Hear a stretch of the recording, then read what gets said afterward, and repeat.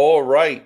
Welcome to Livyana Talks live, our first session, live session right now today. If you don't know about us, we are the first Live Better platform and we connect people for better health outcomes. The whole goal of Livyana is to bring hope back to the health journey. It's what we stand for. It stands for Live because you are not alone. Livyana. You can download us today at both the Apple App Store and the Google Play Store right now and connect with people like Marilyn Morales, as well as myself and others, live time. Today is World Organ Donation Day. All right. So, more importantly, if you know someone going through this journey, if you are about to support someone going through this journey, it's good that you're on this live. And if they're not on this live, get them on this live. If you are about to support someone or know someone that just needs to hear this message, also get them on this live. This raw and uncut discussion can change people's lives. Let's reflect a little bit about today, World Organ Donation Day. Over 100,000 people are waiting on a donation list. 100,000. Or what, according to donor.gov out of HRSA, one person, just one person, can save 8 lives and enhance 75 more lives, according to organdonor.gov. What does this mean? It really means that you can help. It means that you can make a difference in someone's life. Every 9 minutes, another person is added to a waiting list. That could be you, your loved one, someone you know, someone you don't know, but someone that you might be able to make an impact towards. Let's dive into some details. If you're on a kidney list, that's over 90,000 people on that list. 90,000. If you are on a liver list, that's 11,000 people on that list. And that list gets larger every 9 minutes. So again, if you know someone going through this journey, get them on this live. Today, we're honored to have as our first guest, Marilyn Morales. She has gone through this journey and can speak deeply about it. To give you a little bit about who Marilyn is, she's a board certified holistic registered nurse with over 30 years of experience in the healthcare field. Originally from Brooklyn, New York, Brooklyn in the house, Marilyn has been calling New Jersey home since 2004. On September 11th, Marilyn was one of the hundreds of nurses there on the tragic events of that day. That started her journey into the world of PTSD. Now, a series of events, including the diagnosis and loss of her youngest daughter, and rare leukemia was found and followed. To heal herself from the grief and the traumas, Marilyn went through a path of self-healing and discovery. Keep in mind, that's a big portion of today. Marilyn also is the author of an upcoming book, When the Answer is No, Finding No Purpose, which will release January 7th, 2023. Make sure to get that book. It is life-changing. Marilyn's passion is education, particularly around teaching others how to heal and move forward through emotional traumas, grief, and PTSD. Marilyn also strives to carry on Isabella's legacy, which you will learn more about today as well, by shedding light on the need for diversity in the National Bone Marrow Registry. Now, keep this in mind. There are over 4,000 bone marrow-related transplants in the United States in 2020 alone. But ethnicity is a big play into this. And Marilyn is going to go a little bit more into that. But just to give you a little bit of understanding on what that statement means is, if you're Black or African American, according to Be the Match, you only have a 29% chance of finding a match. If you're Hispanic, 48% chance. That is incredible when it comes to the other statistics. They only get higher depending on what ethnicity you're part of. So, Marilyn, welcome to our show. Thank you for being on the show.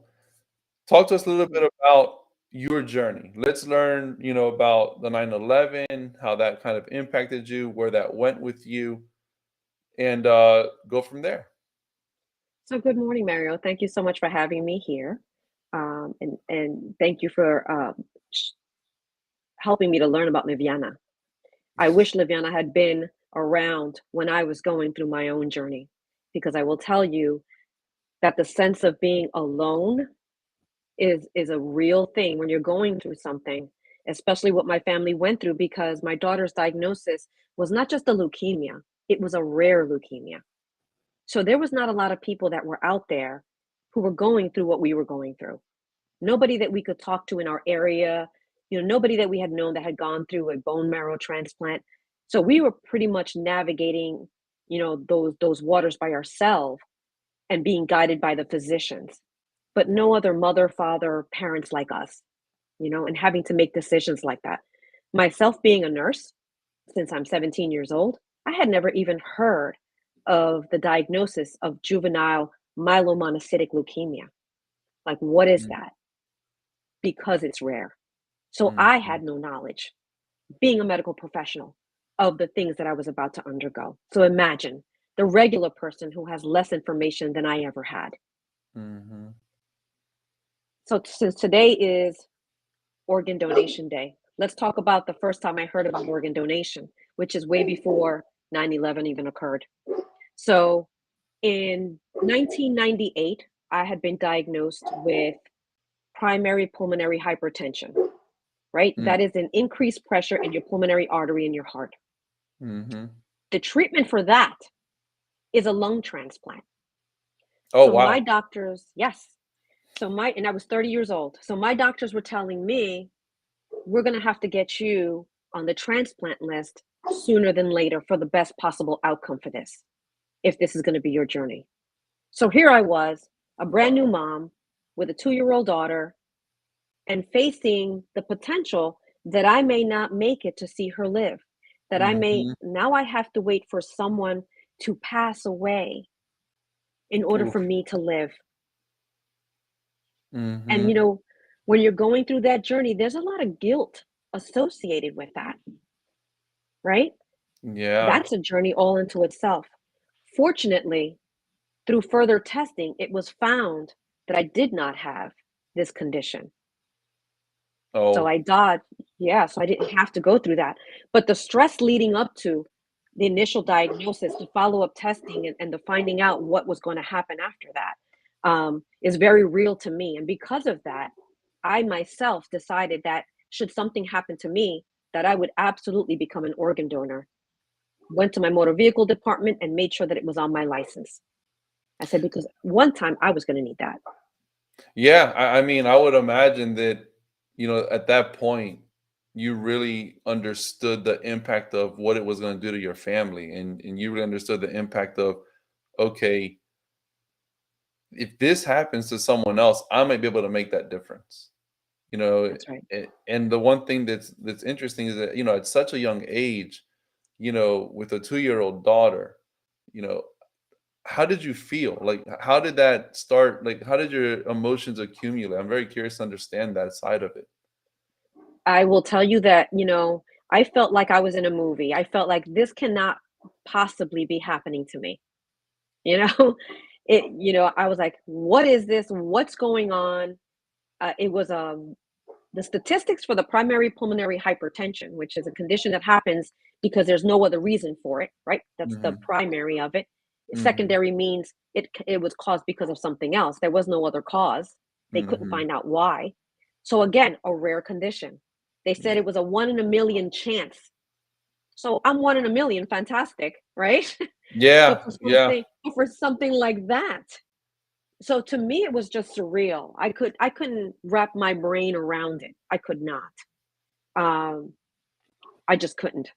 So it was a very difficult, and it was, a physician who I worked with, because obviously I was a nurse, so I was working in the medical field, and who walked in on me one day just totally depressed, not my Mhm. usual self, and asked me what was going on. And I shared with her what was going on. And she goes, "Oh, no, you got to get a second opinion. You got to get more testing done.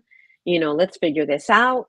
And because she fired me up again, I went into further testing and more invasive type testing, where they would go right into my heart to actually measure the pressures, and found that I was fine.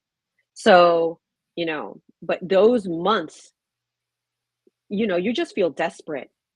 Yeah. Like, I just kept looking at my daughter and thinking, "Oh my God, I may never see you grow up," you Wow. know? And that was very real, you know? I mean, very, very real. If it wasn't for that doctor, I mean, that's a blessing, to just That's an say, absolute "Hey, blessing. don't get down just yet. Get back up, find someone else, see what they say." It Mhm. might not be what it is. That's right. Um, It's not over till it's and a over. lot of times second opinions, can do that, right? They can swing that thing the other way. Right. And that's a blessing. That's a Absolutely. blessing. That's an absolute So blessing. I you feel like God sends angels whenever we don't expect them. Yeah. And it's interesting because you know, you're speaking about World Organ Donation Day about your own journey at this point, right? I mean, it was very real for you. It's like, "Oh, no, I need a Right. lung," I need a lung. right? Mhm. And with the statistics that I just read, I mean, whoa, right? Am I really gonna get a lung? Yeah. Right. Exactly. That's why they had told me, "We have to get this done sooner than later. We have to Yeah. get this done as soon as possible," because I was in the beginning. From what they were Yeah. looking at, you're at the beginning of the disease. It really hasn't done much to you. It hasn't done anything to you. Yeah. I had a history of asthma too, so we don't know how much of that difficulty breathing was associated with that, Mm. or if it was actually this primary pulmonary hypertension that was causing my occasional bouts of shortness of breath. So it was Mhm. like combined, with a lot of things. I had a heart condition that was discovered when I was a little girl at 3 years old. It was just a heart murmur, and one of my valves didn't close completely. So, how much of that was contributing to all of that? Because I had been healthy all along. So, Yep. the thought was the pregnancy did it. The Ah, fact that you having a baby is probably what caused all this increased pressure to your heart, and subsequently all this other stuff happened. There was a lot of theories being thrown around, mhm. trying to figure things out. But you're in the middle of, there's really no answers. Yep. Nobody can tell me really how I got this. Yep. Nobody can tell me how to treat this.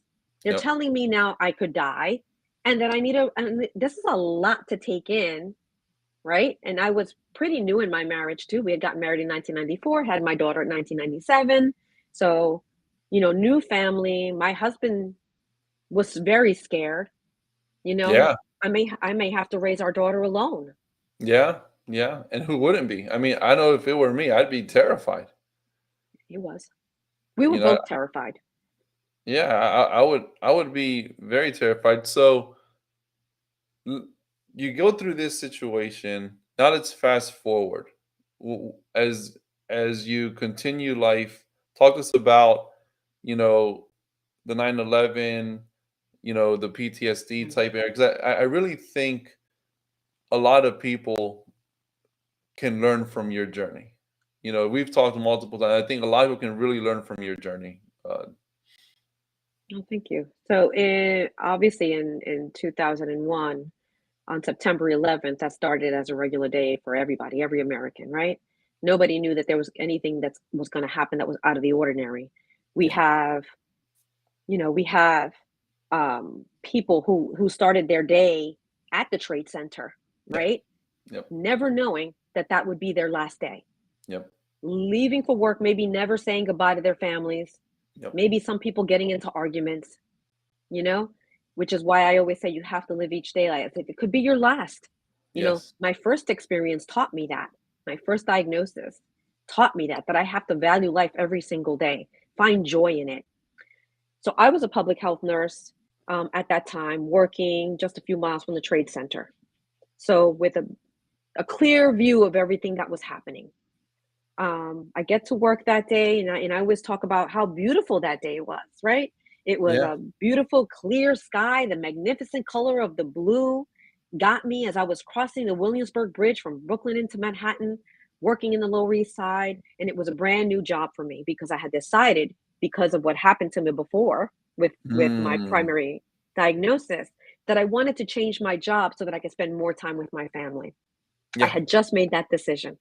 I was like, no more. I was stronger in my faith. And I was like, I'm not going to worry about money. I'm not going to worry about that. I was making very good money as a supervisor in a facility. And I was going to take a huge pay cut to do this job, but it was going to give me what nothing else could, time with my family. Yeah. So I show up that day for work. I'm working in an elementary school as a nurse in the school for the Department of Health. And I'm greeting families when all of a sudden our lives changed forever, right? The first plane hits. Oh yeah. We think it's a horrible accident. Everybody's thinking, oh my God, I can't believe that happened. The pilot must have been, something must have happened to him, is what everybody's talking about and thinking about until the second plane hits. Yeah. And we all know that something different was occurring and happening. So Yep. being right there, I go outside to see what is going on. When I'm talking about it, I'm walking distance from the Trade Center is where I am. So the people that are running, they're running in the street. It's pure mayhem. They're running towards me because they're being told run, but Mm-hmm. nobody knows where they're running to. They're trying to Mm-hmm. escape what's happening in the city. Nobody knows where they're going. And the things that I saw, I can never unsee. Yeah. The most impactful for me were the people that decided that day to end their lives. Oof. Yeah. That's gotta be tough. So those images were what played as a reel in my head. It's like a movie. And Yeah. anybody that's gone through a trauma knows what I'm talking about. It's a Yeah. constant reel that plays and plays and plays and plays. And whether you're awake and you're trying to go to sleep, it doesn't let you sleep, right? Yeah. A constant paranoia. I became so sick. And I talk about illness begins in the mind, right? Yeah. Because that constant reel caused my body to respond with a lot of stress, right? And I wasn't sleeping and I wasn't eating. So my body then began to suffer. Mm. So I became to the point where I was just paranoid all the time because you never knew when the next attack was going to happen, right? The Yeah. news was playing it over and over and over again. And Yeah. every day we were hearing of new potentials of attack. Yep. That caused, that implanted in me a severe PTSD.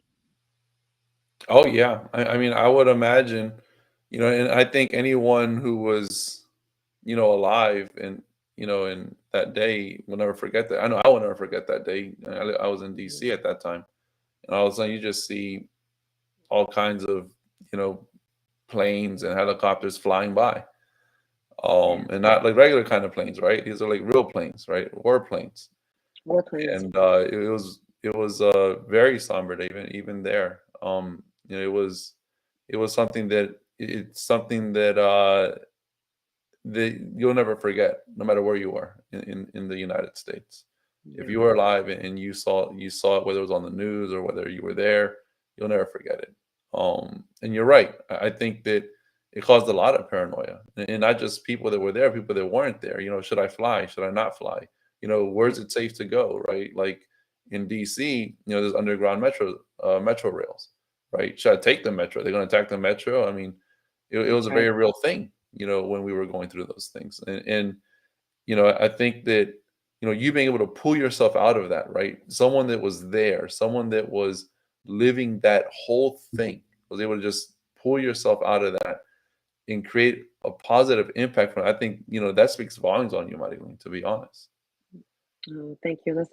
I knew that I had to get better for myself, for my family, and most importantly, for my children. Yeah. You know, it's up to us to become those models of resilience and faith so Yes. that they can become the adults that we want them to be. And we want to give them the tools to be able to be that way. You know, Yeah. I That's very resilience and faith. I mean, powerful. You can't have Very, one very. without the other.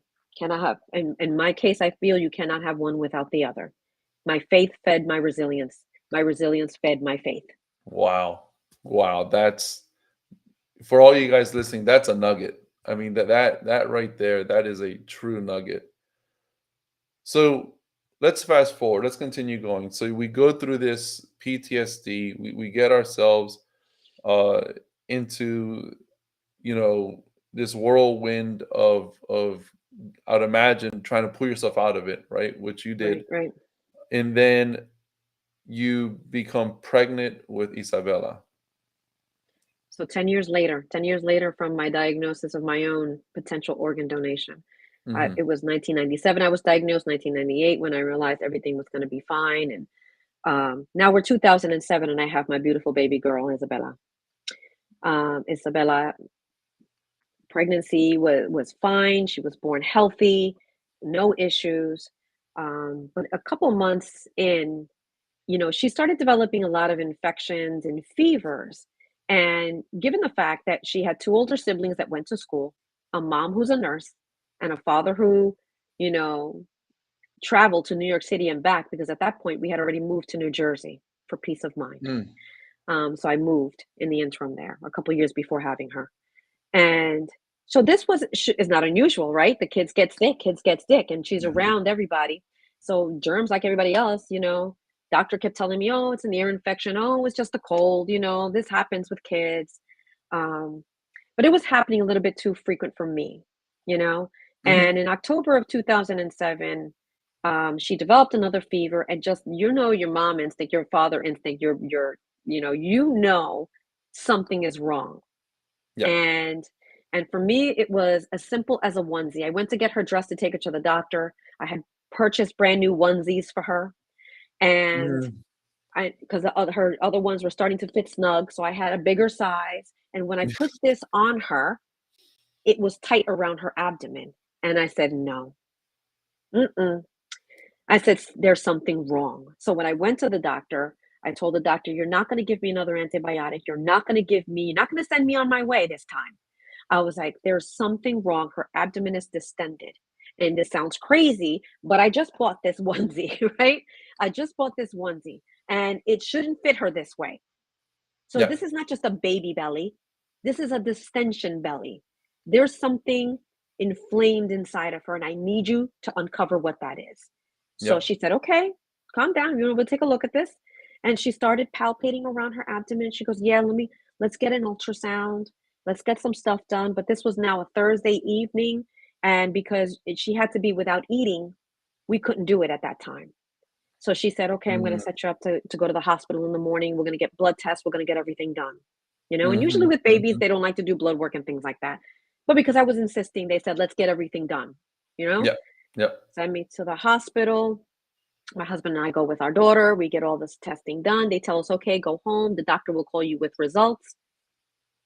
On our car ride home, we get the phone call that no parent ever wants to get. Our doctor's calling and saying, "I need you to go straight to Children's Hospital of Philadelphia. Your daughter has leukemia." Oof. And I'm driving. I'm Yeah. driving and listening to this. We haven't even made it home yet. I had my two kids that I had to get from school. I had to explain this to them. Thank God my parents were with me at the time. And I could say, "I need you to watch the kids because the doctor tells me pack a bag. You're going to be there for a while, you know?" Wow. So I know I'm rushing now. I'm getting her there. She goes, they confirm the labs that were done by the other hospital, and they tell me, we're going straight to intensive care unit. You know, while Mm. we're there in the intensive care unit, they're fighting, to save her life because they really Wow. didn't expect her to make it. I was told later, but she did. She did it. She was a fighter just like her mama. So she fought that entire time, and she made it through. But we were then given another blow. We couldn't figure out what kind of leukemia this was, and they came back with, it's not just a regular leukemia, it's a rare leukemia whose only Oh. treatment is a bone marrow transplant. There are no drugs that can beat this or cure this. She's going to need a bone marrow transplant. And they said her best chances are my other two children, because your best chance is a sibling because you have the same mother and father. Yeah. When you're looking for a transplant, you're looking for the match. And it has Yep. to be, most times you're going to find it in a genetic, you have to have the same genetic background. So your siblings are your best opportunity.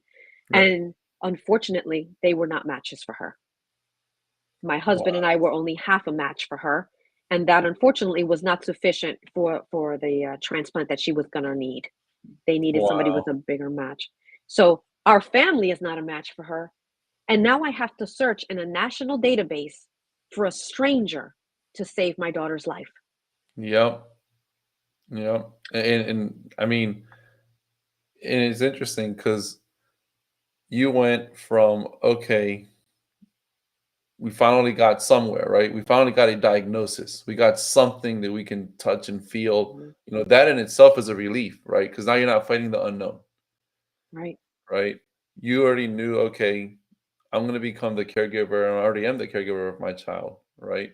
Now it's just a little bit different of a journey of a caregiver, and then that second blow that you just talked about. I mean, that's that life changing impact, right? That's where it's like, okay, she has a chance. She has a chance. Like, oh no, this is not good, right? I mean, talk us through like what you were feeling, your emotions of, okay, now I have to go and find a stranger. right. So imagine the roller coaster. Yeah, Leukemia. Okay, but we know that some leukemias can be treated by chemo. Okay, we got a chance. No, it's a rare leukemia. Can't be treated by that. So no. But hey, you've got two other children. Probably one of them is a match for her. And that'd yeah. be fantastic. Okay, let's get them tested. Oh no, they're not matches. Oof, And everybody's a half match for her. And the four of you, none of you can save her. None of oof. you. And that mama Imagine that. bear instinct, I'm sure, just came out and said, "Well, I'm gonna find someone who can." Absolutely. So, I meet with the person who's going to help me find that donor. And the first thing she says to me is, Marilyn, it's going to be hard. I'm telling you right now. The percentage of Hispanics who are on that registry is low. She Mhm. herself had a child who had a leukemia, who died because he didn't find his match. And Oh, she wow. dedicated her life to do this so that someone else wouldn't have to go through it. And Wow. now she's with me. And she says, we have to have drives. We have to get you on television. We have to get you into the newspaper. We have to get people to join that registry because there's a potential that there's not going to be a match out there for her. Yeah. So what is this? Blow after blow after blow. And then what do you mean that I know became, I joined the registry at 25 before I even started my family, Yeah. you know? There was a drive Yeah. going on for another little girl who needed a transplant. I said, well, maybe that's me. And I went downstairs and I joined the registry, right? Way before. And I was like, what do you mean that there's not a lot of Hispanics on there? And at Yeah. that time, she didn't share the statistics with me. They tried to keep a lot from me so that I wouldn't go into complete despair. Like one of the things they told me is don't Google, don't look online, the diagnosis, because you're not going to like what you're going to see. Yeah. Stay away from that. Keep your mind positive. Let's keep going forward, right? Yeah.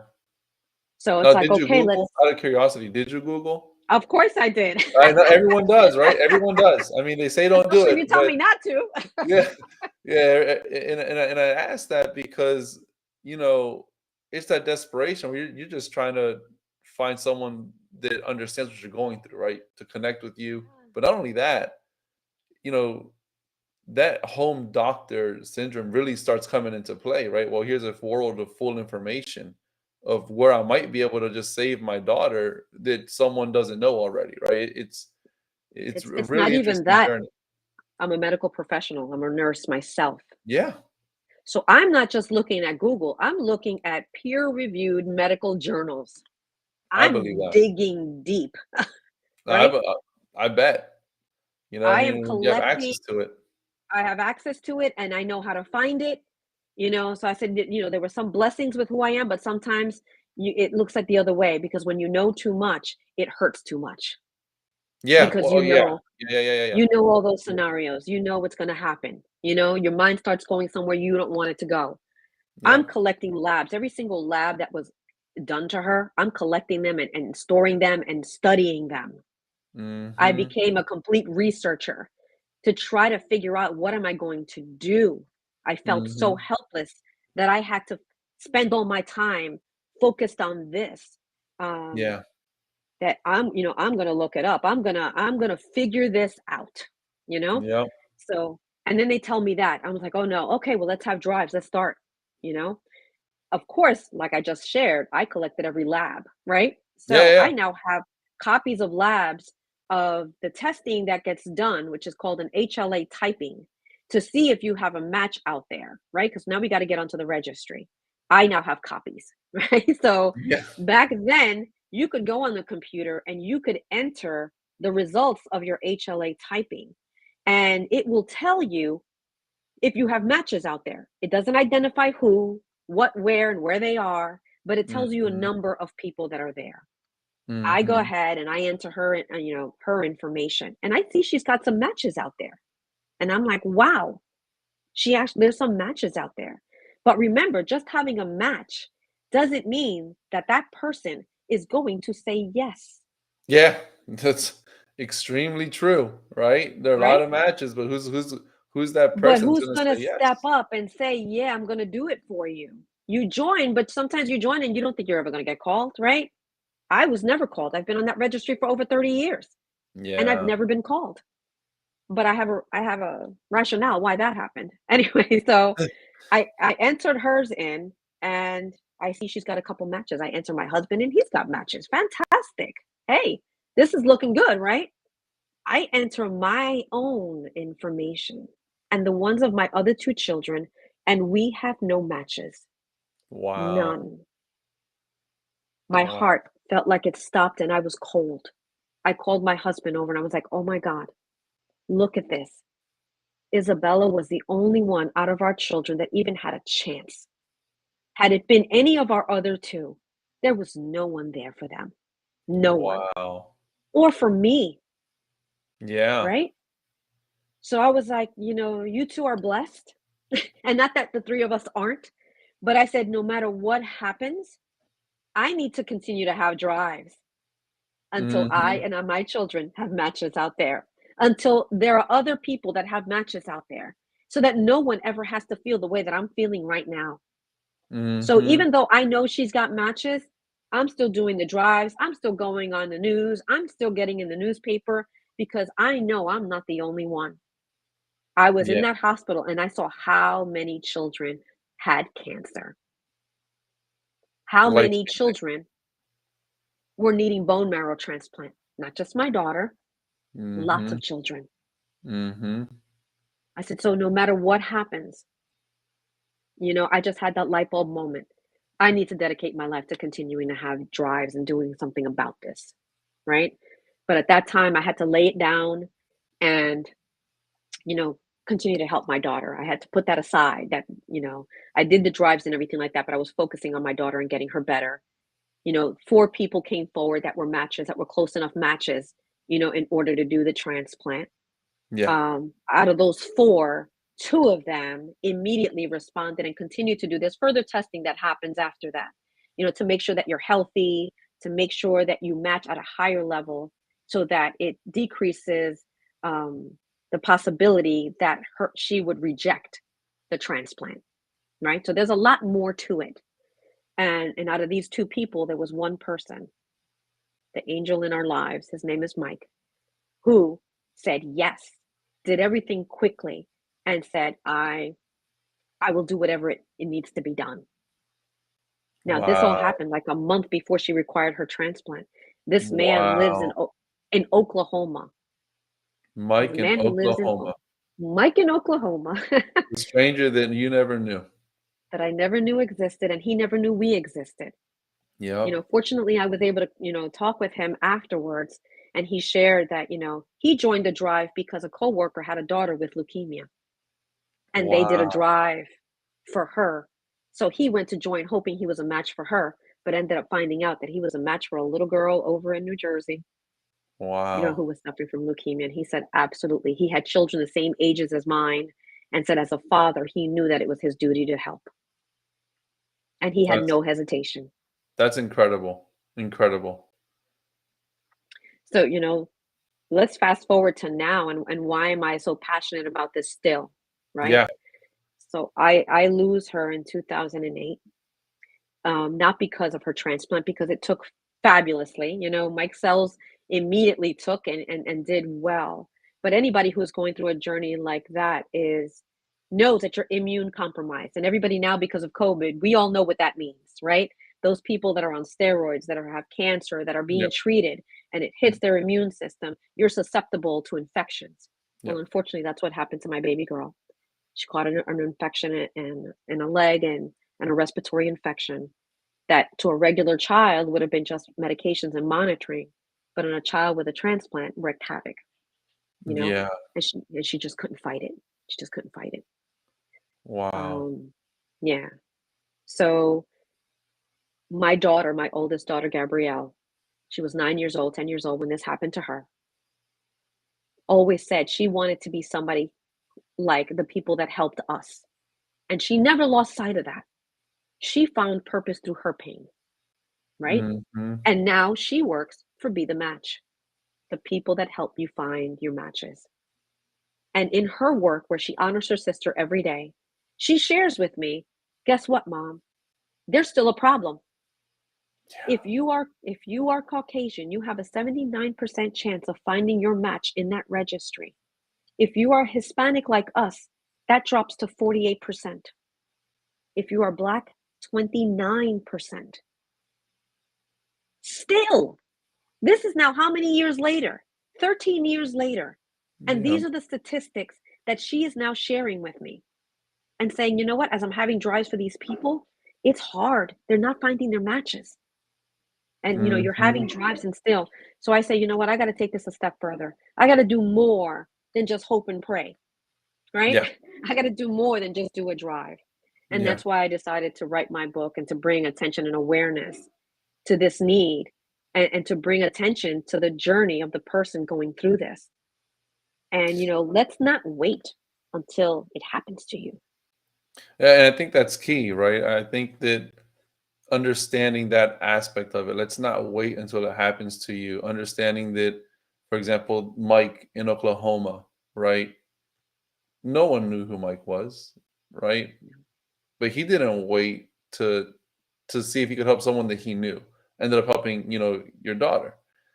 And I think a lot of times waiting is what, not just within this journey, but in a lot of journeys, it could be whether it's the hesitation to act, or it could be, just the procrastination of I'll get to it later. But I think you're spot on. Let's not wait in trying to make a difference. You know, in these statistics you're reading about or hearing about, in this case from Marilyn, me and you, we had a discussion before the show started that now we lived in a very, interracial society, right? And now it's a much different game. For Yeah, example, my daughters are mixed, right? They are mixed African and Hispanic, right? What does that do to these statistics? right, right. So, and we don't have the statistics that show if you're mixed with this or this, where are you going Hmm. to fall? Unfortunately, you're going to find that out when it's your turn, Yeah. when you need it. And we Hmm. can't wait. We can't wait for the need to be there, because your life depends on it. Seconds matter, days matter. You need it now. It's now. You can't wait to have a drive, to plan a drive a week from now, a month from now, and hope that somebody there that shows up is a match for you. Yeah. Nobody in this. And I had drives in Florida, New York, New Jersey. Every single one of my family members, many of my family extended family members, were tested. Nobody was a match for her. Nobody.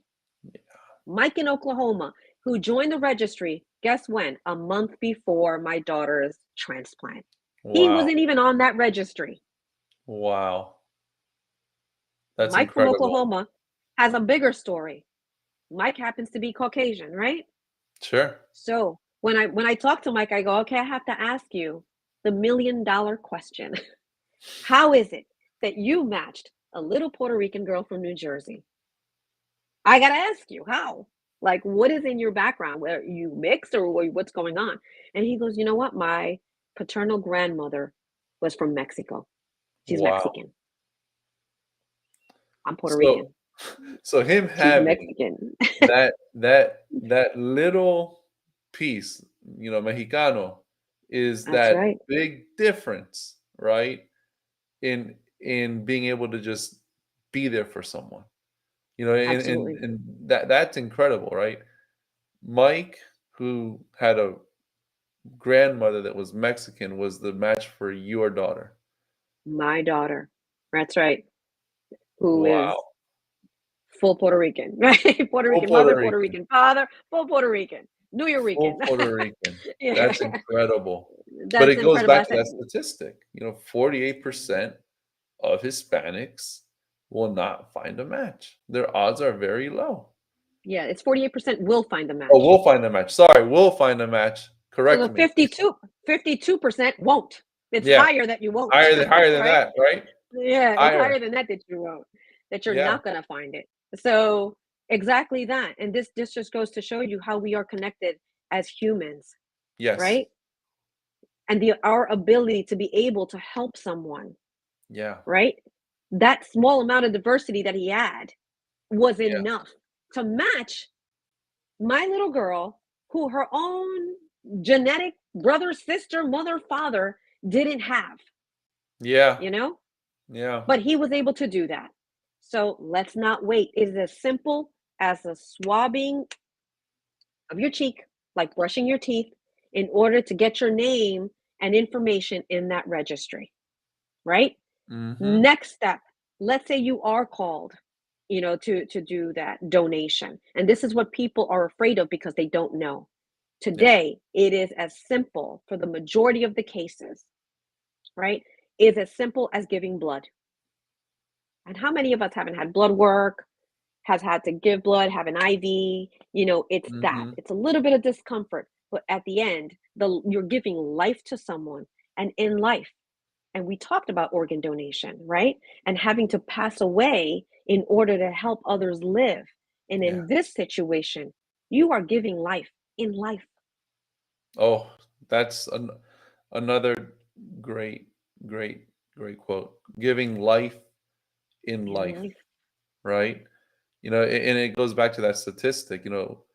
Every 9 minutes, someone will be on the list, and every donor can save up to 8 lives, right? That's Eight right. lives, 8 people on that list potentially. You if we look at some of the comments, yeah, her Sisu 29% is crazy. It is I crazy. mean, we recommend that you do get tested. You know, Course of GT, absolutely. Giving blood saves lives in so many ways. 100%. 100%. You know, and There I are so think many things that that we can do. yeah, and there are things that we can do that a lot of times are simple actions that we don't recognize, such as giving blood. Giving Mhm. blood, as Course of GT is talking about, that goes a long way. Yes, How many people I need can. blood bags during procedures, right? That's saving someone's life. That's the reason I we have blood bags. Yeah, I can't tell you how many blood transfusions my daughter required, and There throughout you her go. treatment. She required many platelets, blood, and all those children. And you have to wait to Mhm. get to a certain, because there's not enough blood. There's not enough Mhm. blood donors either. So yeah, let's bring attention to that. My husband has become a blood donor ever since then. He continues to give as often as he can, because of that, because it saved our daughters countless times. And that's just it. These small actions, for example, that swab that you're talking about, getting a kit from Be the Match, do that swab, you know, That's right. life giving life. If you get called, I mean, that's something that I would imagine is a very personal journey, but That's it's right. life giving life. It's life giving life. A little downtime for you, because it is. A lot of people describe it. Mike described it as like a feeling like you're getting sick. like you're coming down Mhm. with something. But by the Mhm. next day, he was up at the park with his kids like nothing. So Wow. recovery time from that, and if you're giving it that way through the peripheral blood, they take out the stem cells, which is what they're looking for, and they give Mm. the rest of the blood back to you. So it gets replenished that way, Mhm. and you rest a little bit, and then you're back to your normal activities. And that's in the majority of the cases. In some cases, they do have to go in to the bone itself and extract it from that way. But that's something that they try not to do unless it's really required for the diagnosis.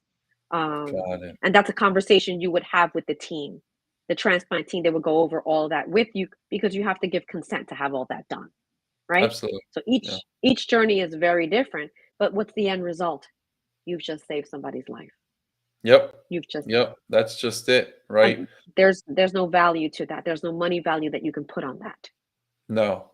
No, there is. I mean, life is precious and priceless. And that's everyone's. And talk to us a little bit about your book, right? So you have this book coming out January 7th. The title is pretty, from my perspective, pretty powerful, right? The answer is no, finding purpose through pain, Right. right? When So the talk to answer us is a little no. about the book, how that book, obviously I think we'll now all understand what inspired you to write the book, right? Right. But tell us the journey of going through that book, revisiting a lot of those emotions, right? Because you're putting now this on paper, right? I'm That's sure right. there were times that you were crying, times you were mad, sad, happy. Go through us with that Absolutely. process. Yeah, so I'm not a person who ever journaled, right? And that's one of the tools that people use in order to help themselves get through it. It just happened to be not something I could ever do because I felt it was too painful because it made things real Mm. for me. So the tools Mhm. that I used were to get me from this level 10 where I was always at, to at least a level 5 so that I could function on a daily basis, right? And hopefully Mhm. less than a 5. Um, but when I heard those statistics, that's what prompted me to want to do more, right? Um, so the title came to me actually many years ago. Many years ago, I woke up from a dream with a title of a book when the answer is no. And I felt, let me write it down. And I put it aside and I was like, I don't know what I'm supposed to do with that, sometimes you get these downloads, we call them, right? And when we don't know what we're supposed to do with them, you know?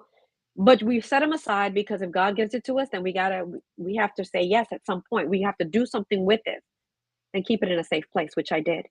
So when the idea came back to me, oh my God, I should write a book. And I said, wait a minute, the title, I already know what it is. Let me go back to that piece of paper that I wrote it down. And it's called When the Answer is No, because at that time in my life, when that name came to me, I was feeling that all I was getting were no's, that God, the universe, medicine, everything that I had dedicated my entire life to had let me down and were giving me no's. And I know that there's so many people out there that feel the same way, that every time you want to do something, you pray for a positive outcome. You're hoping for something good to happen, and then it doesn't. What do you do with Mhm. that? What do you do with that emotion? Right? So when the answer is no, your response is yes. I'm going to find a reason for this season. Okay. I'm going to find the purpose through this pain because my daughter's life meant something to me and to everyone who knew our story. And I want her legacy to continue through me. Right. She Yeah. lived for 18 months, but those 18 months were full of messages, were full of information I shouldn't just keep to myself. I think we need to share it so that someone else can benefit from the road that we just walked through. So that I can extend my hand backwards and say, come on, you can do this. I did it. I'm Mhm. just a girl I say this, I'm just a girl, but I'm just a girl from Brooklyn. And if I can do this, so can you. So can you. So that is what, and this is the cover. When the answer is no, Fantastic. then you see the Twin Towers and you see Isabella and I on her first birthday. And so we're sharing that message. We're sharing the message of hope that, even though I've gone through so many situations in life, that the resiliency and the faith that I maintained, and the obedience to God and following the guidance that He provided to me throughout. You know, I saved her cord blood. Why did I do that? Right? Unfortunately, Yeah. it wasn't used for her, but I donated it to research. And they were able to advance the information from JMML because of her cord blood, right? Wow. That's a whole other story. That's the second book. That's the second Book one. 2 is gonna chronicle that. There's just too That's much. right. What I wanted to share in this one is the fact that there was all these times that I was given a no, all these situations. I was able to come through that, but because of the my desire to want to do something good, Mm-hmm. right? I wanted to share that journey and encourage those people, anybody who's reading the book, anybody that listens to my words, to join the registry.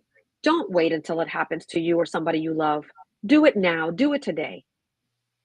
So That's that's incredible. Um, you know, the the one thing that kind of resonated with me there was the cord blood. People always get asked, right? Do you want to keep the cord blood or not keep the cord blood? And I can tell you, we did not keep our kids' cord blood, and sometimes I kind of feel like we should have done that. Oh, and I think to an extent, I sometimes feel like that's kind of was a mistake on our part.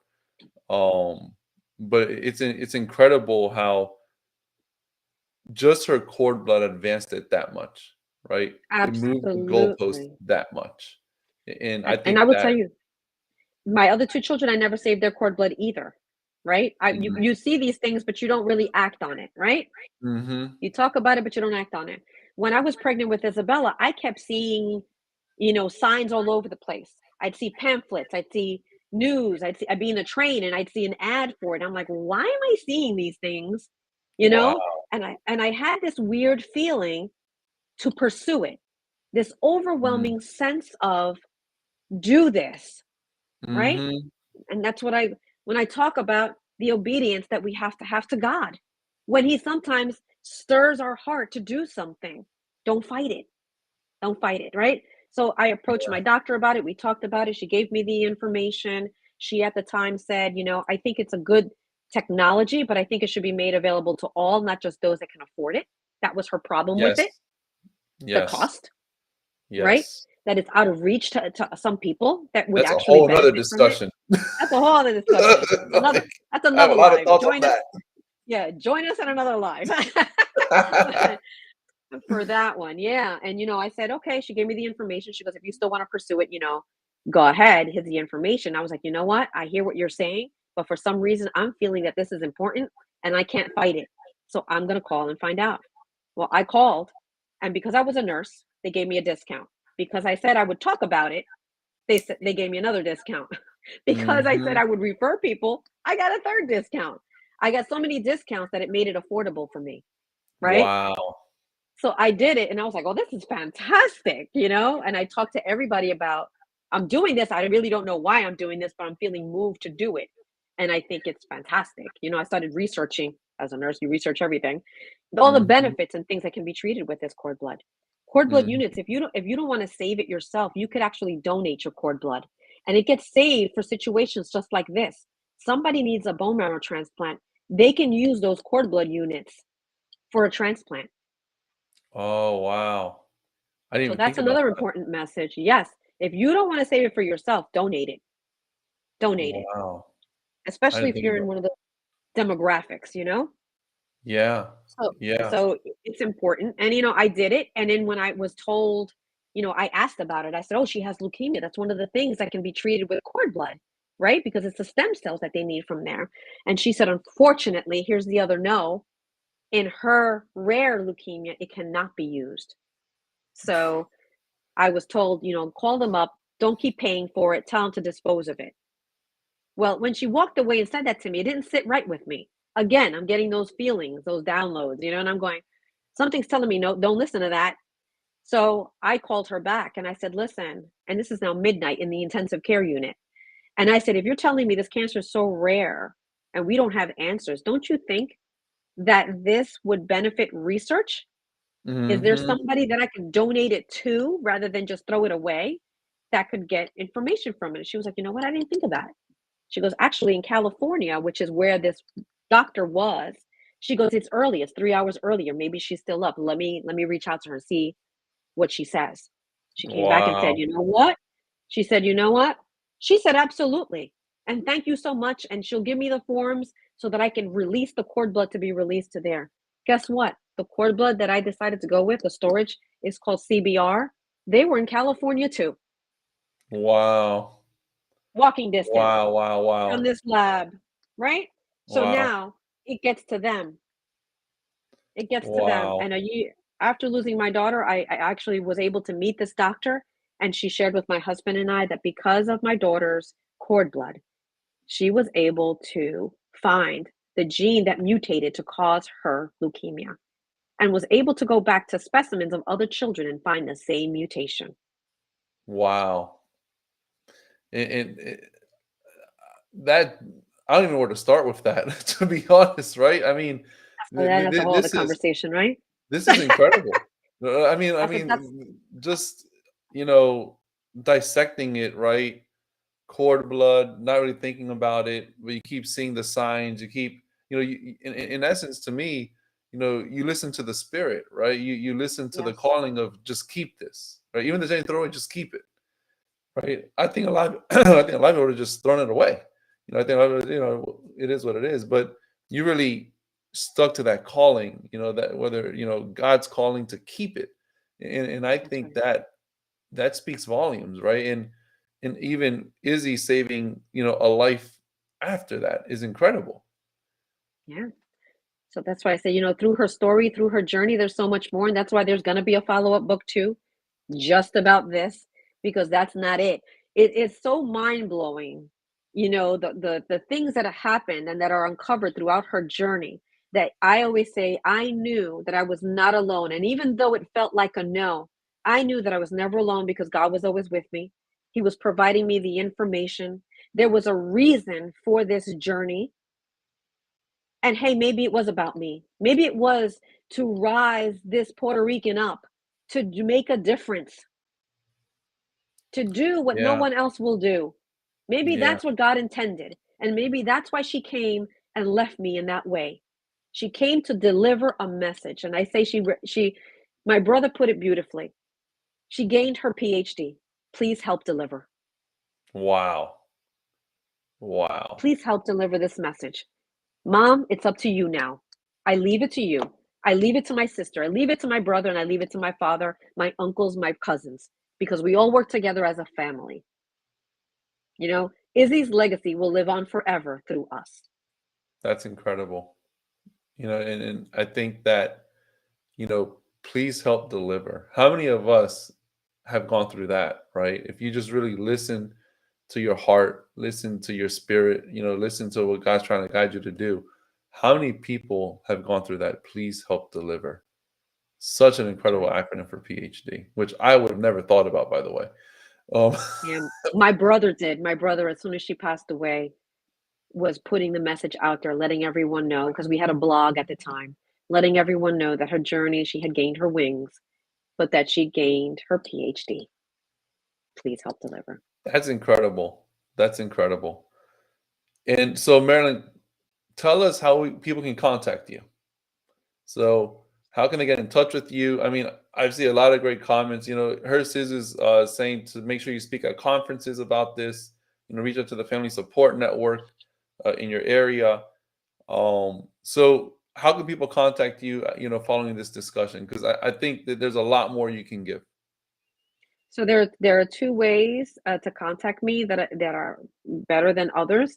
Obviously, the first one is through my email, which is Marilyn Morales 3817 at gmail.com. And the second way is through my website, which is izzy'slegacy.com. Right on that website, if you wish to read my story, you can. It's in pre-sale right now. It doesn't officially come out till January, but you can order your autographed copy from me right now, and it will share the story. And inside every single book, there's going to be a page there that will link you right to Be the Match so that you can join the registry if her story moves you to do so. And you can Mm, share that page with your family and friends. In addition to that, there is a link right on that website where you can go ahead. I made this so easy, right? Where you can go ahead with a code that was specifically made for Isabella, that if you're moved by her story, you can join the registry right from the website.